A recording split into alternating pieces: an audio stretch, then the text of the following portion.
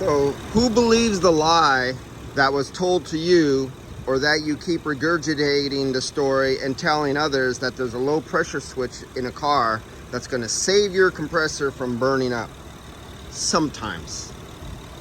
Well, I just recovered the refrigerant using the MR45, and I recovered it all the way down to 1100 microns.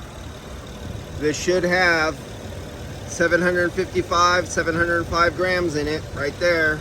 And this is the 2015 Honda Odyssey, dual air conditioning front and rear. And I just pulled out 150 grams out of 750 grams. And you should feel how hot that compressor is just running. Compressors only can live like that so long.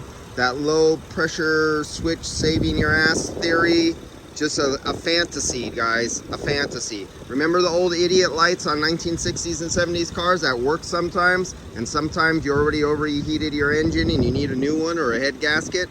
Well, that's what a low pressure switch is equivalent on an AC system. It's just a farce, a fantasy, a make-believe myth.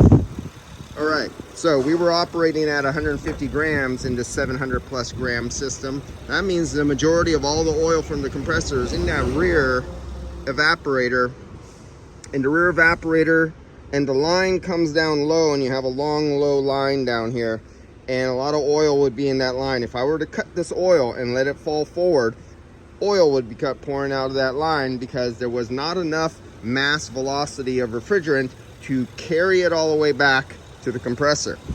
So you could tell whoever where to stick their information about low pressure switches will always save your system. No, they don't. So that's good enough for that. 150 grams out. Let's charge this back up. We seen the previous video, you did watch it, didn't you, about the superheat and subcooling, when I taped up the pressure and hid the pressure and was just showing superheat and subcooling. Let's fill this up and compare that to that video and see what superheat and subcooling tell us without looking at pressures. Let's come back. See you guys.